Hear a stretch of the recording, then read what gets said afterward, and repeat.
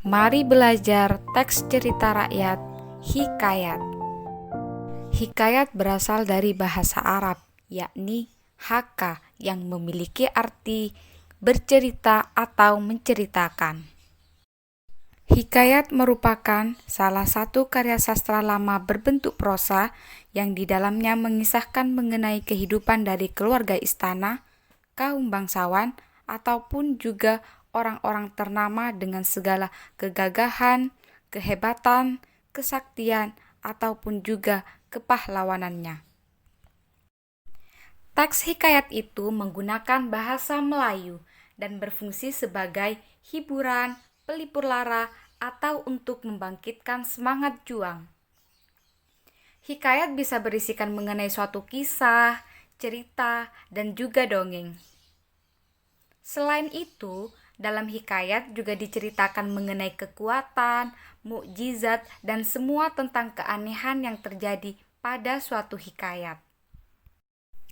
Struktur teks hikayat itu ada 6. 1. Abstraksi, merupakan ringkasan atau inti dari cerita yang akan dikembangkan menjadi rangkaian-rangkaian peristiwa, atau bisa juga gambaran awal dalam cerita. Abstrak ini bersifat opsional, yang artinya sebuah teks hikayat boleh tidak memakai abstrak. 2. Orientasi adalah bagian teks yang berkaitan dengan waktu, suasana, maupun tempat yang berkaitan dengan hikayat tersebut. 3. Komplikasi, berisi urutan kejadian-kejadian yang dihubungkan secara sebab dan akibat. Pada bagian ini, kita bisa mendapatkan karakter atau watak dari tokoh cerita, sebab kerumitan mulai bermunculan. 4.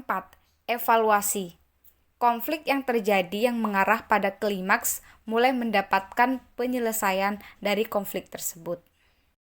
5. Resolusi, pada bagian ini, si pengarang mengungkapkan solusi terhadap permasalahan yang dialami tokoh atau pelaku.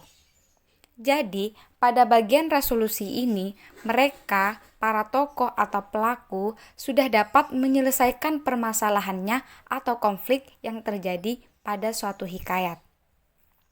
6. Koda, merupakan nilai atau pelajaran yang dapat kita ambil dari suatu teks hikayat. Ciri-ciri teks hikayat. 1. Teks hikayat menggunakan bahasa Melayu.